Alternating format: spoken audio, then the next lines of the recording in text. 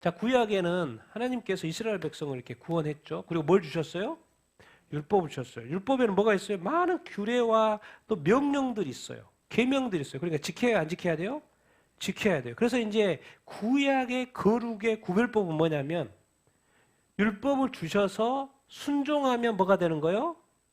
거룩이 되는 것이고 그 율법을 불순종하면 뭐가 되는 거예요? 부정하게 되는 거예요. 그래서 어떻게 보면 심플한 건데 말씀을 주시고 그것을 지키면 거룩, 지키지 않으면 부정이 이렇게 되는 거예요. 그러니까 이거는 율법은 의무예요, 아니에요?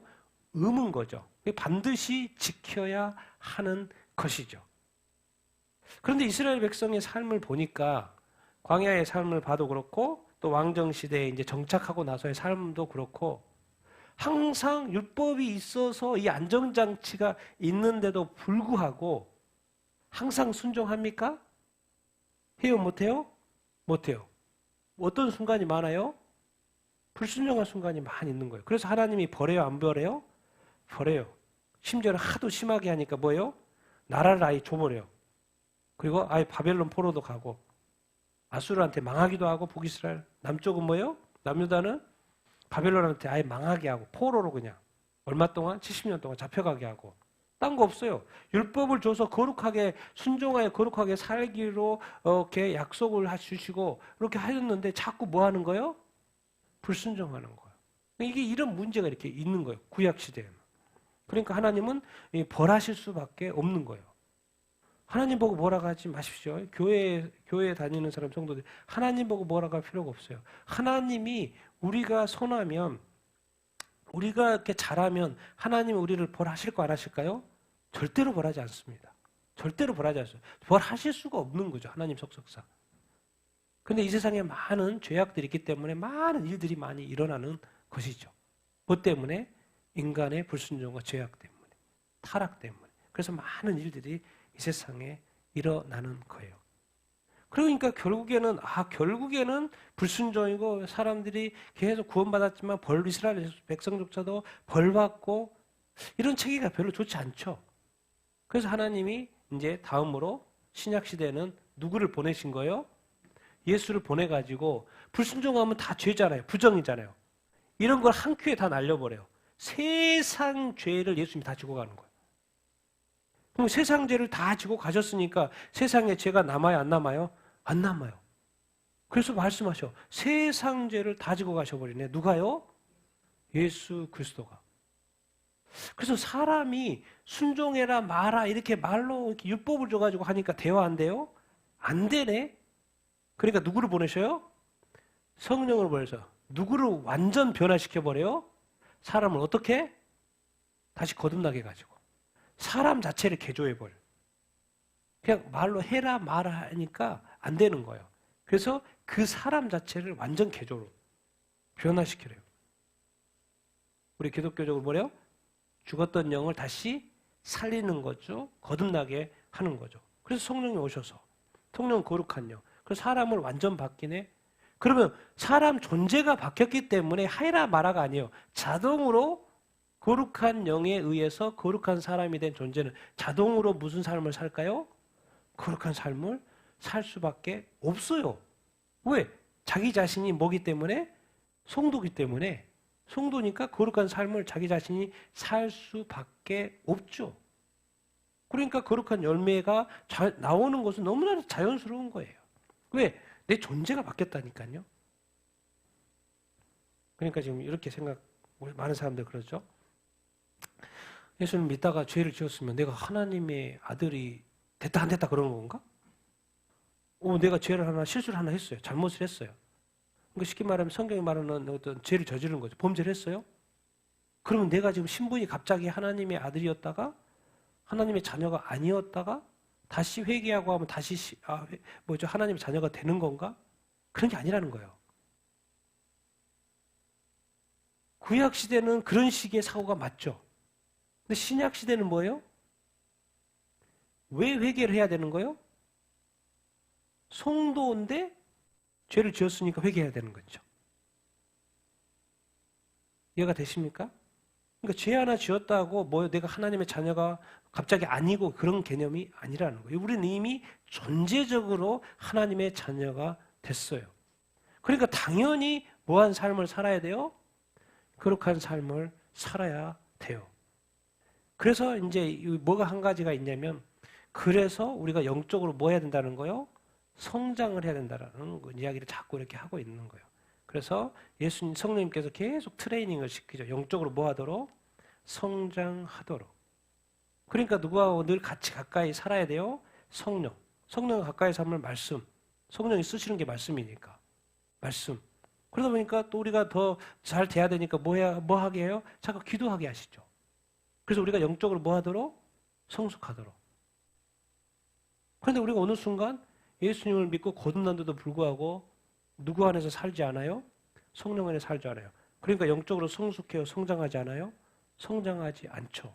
그러니까 영적 어린아이로 살다 보니까 다시 이렇게 가버리는 거예요. 순종 불순종으로. 구약적으로 가버리는 거예요. 그래서 지금 교회는요, 이 구약식 사고하고 신약식 사고가 완전히 짬뽕이 돼 있어요. 그래서 완전 복잡하게 됐어요, 교회가. 그래서 어려워요, 교회가. 교회는 구원받은 단체인데 우리가 늘 기억해야 합니다. 누가 여전히 살아 있어요? 사탄이 1차적으로 심판을 받았어요. 그런데 아직도 이 땅에서 역사해요, 안 해요? 역사를 이렇게 하고 있습니다. 우리가 이것을 기억해야 돼요. 내가 예수 믿었다고 다 된 게 아니에요. 내가 교회 다닌다고 다 된 게 아니에요. 누가 언제든지 미혹하고 유혹할 수 있다? 악한 마귀가 미혹할 수 있다. 사탄이 미혹할 수 있다라는 거예요. 그러니까 내 거룩한 삶이 언제든지 무너질 수 있다 없다? 있다라는 거예요. 누구에 의해서? 내가 원하지 않아도 누구에 의해서? 악한 마귀에 의해서. 그러니까 이제 율법을 통해서 어떻게 해보려고 그랬는데 그것도 안 돼. 그래서 존재적인 변화를 시켰는데도 또 그것도 잘 안 되네. 그래서 이 주님의 답답함이 여기 있는 거예요. 알고 봤더니 뭐에 문제가 있는 거예요? 존재적으로 바뀌었기 때문에 더 주님을 의지하고 더 성령님을 찾아야 되는데 어느 순간 이 교회도 성도도 뭘 좋아하는 거예요? 자유를 좋아하는 거예요. 교회에 얽매이는 것을 싫어해요. 뭐 사역에 얽매이고 교회에 얽매이고 뭐 이런 거에 얽매이기 싫어요. 그래서 얼마나 많은 교인들이 뭐예요? 공동체 활동 안 하잖아요. 주일 예배만 탁 드리고 탁 가요. 그런 거 싫은 거죠. 뭘 원하는 거예요? 자기 자유를 원하는 거예요. 사실 그 이면에는 자기가 원해서 그렇게 한다고 생각하지만 그 이면에는 누가 속삭이고 있는 거예요? 마귀가 속삭이고 있는 것이죠. 지금 그렇게 살니까 이 거룩한 삶이 자꾸 훼손이 되죠.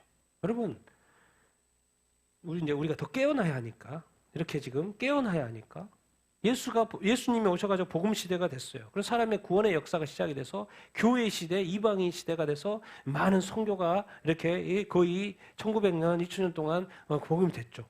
이제 교회 시대가 끝나요. 이방인 시대가 끝나가요. 그러니까 당연히 이제 뭐가 나타나요? 다시 어느 나라가 회복이 돼요? 이스라엘 회복이 돼요. 1948년 이스라엘 회복이 돼요. 그 의미는 뭐냐면 이방인 시대, 교회 시대가 끝나간다는 의미. 그 타임에 교회 이스라엘 다시 회복이 된 거예요.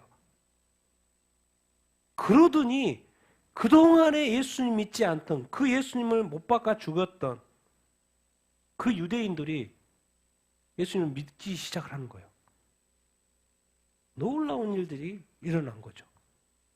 이 유대인 중에 마지막 민족이라는 그 유대인이 예수님을 믿기 시작한 거예요. 그 유대인이 누구예요? 예수님을 죽이고 십자가에 못 박은 그 유대인들 중에 심지어 랍비조차도 그 당시에 랍비, 선생님들, 서기관들 예수님 못 박았어요? 못 박았어요? 못 박았어요. 그런데 그 예수님을 못 박았던 그 선생님, 그 출신의 계급의 사람들이 예수님을 믿기 시작하고 유대인들이 믿기 시작하는 놀라운 일들이 2000년 만에 생긴 거예요. 이거는 사실 놀라운 일이죠. 그런데 교회 시대가 이제 끝났다고 교회는 뭐 하고 있어요? 배교하고 있어요. 희한해요, 이게. 같이 쭉 가면 되는데 교회가 갑자기 배교를 하기 시작하네. 그래 알고 봤더니 예언이 돼 있어. 교회가 배교할 것이라고. 배도할 것이라고. WCC도 알고 봤더니 1948년도부터 준비가 됐어요. 왜 이 시대에 동성애가 이렇게 있을까요? 누구의 역사인 거예요? 마귀의 역사인 거예요. 뭐 하려고? 교회를 더럽히려고. 왜 이 시대에 지금 많은 재앙과 전쟁과 통제 이런 것들이 많이 일어나고 이렇게 있죠? 교회 배도의 시대. 교회가 시대가 딱 끝났다고 교회가 배도한다는 것을 주님이 알고 계셨어요. 그리고 이제 조금 전에 제일 첫 번째 오늘 말씀이 뭐예요? 지금 뭘 준비하고 있다고요? 세계 정부를 준비하고 있어요. 세계 정부를 준비하고 있고 이제 누가 출연할 때요? 적그리스도가 출연해요. 7년 평화조약 누구하고 맺어요? 이스라엘과 평화조약을 맺죠. 이스라엘뿐만 아니라 다른 나라도 평화의 시대가 되겠죠. 그러면 지금 왜 이스라엘에 전쟁이 있을까요? 뭐로 가려고? 평화로 가려고. 아니 아무 이스라엘과 아무 문제 없이 하나하나 조금 어떤 테러 정도로 일어나고 있는데 굳이 뭐 조약을 맺을 필요가 있습니까? 나름 평화롭게 살고 있는데 근데 지금은 이스라엘에 돌이킬 수 없는 벌써 팔레스타인 몇 명이 죽었어요? 2만 9천 명이나 죽었어요. 이거 돌이킬 수 있겠습니까? 그리고 지금 전 세계적으로 반유대주의가 일어나요. 돌이킬 수 있겠습니까? 이스라엘이 아무리 전쟁이 끝난다 그래도 유엔조차도 뭐예요? 이스라엘을 지금 빨리 휴전해라. 포로 이야기 하나도 안 나와요. 유엔 포로 하야게 안 나와요. 포로는 뭐 그렇고 일단 휴전 사람이 많이 죽었기 때문에 인도주의인 척을 해서 빨리 전쟁을 끝내요. 그냥 완전히 어떤 몰리고 있는 이스라엘 입장에서 아직 포로도 안 들어왔는데 130명 아직 안 들어왔는데 전쟁이 끝나는 이 압박 그런 가운데 지금 전쟁을 하고 있죠. 왜 그래요? 뭐가 나중에 필요하기 때문에 평화가 필요하기 때문에 최악으로 가고 있는 것이죠 지금. 그런데 이제 다니엘서 9장 27절에 보면은 누가 나타나고 적그리스도가 나타나고 이 조약을 맺고 그리고 이제 거기는 다니엘서에는 9장에는 뭐라고 되어 있어요? 먼 일에 한 일에 7년. 그리고 여기다 보면 요한계시록에는 7년 대환란. 그래서 나누어서 3년 반, 전 3년 반, 후 3년 반 설명을 이렇게 요한계시록으로 설명을 이렇게 하고 있죠. 그러니까 지금 세계 정부가 11년째 준비되고 있고 이제 조만간에 출연할 예정이고 교회는 또 배도가 이미 됐고 그럼 결국에는 뭐예요? 세계 정부가 나타나면 수장이 또 있어야 될 거 아니에요. 이스라엘의 평화를 갖다 주고 세계의 평화를 갖다 줘야 존재가 있어야 될 거 아니에요. 그거를 성경은 적그리스도라고 그러죠. 그리고 이제 적그리스도가 7년 중에서 3년 반에 이제 성전에 이스라엘 성전에 들어서 자기가 하나님이다 이런 표현이 이렇게 있지 않습니까? 지금 우리 눈앞에서 이런 일하고 있는 거예요.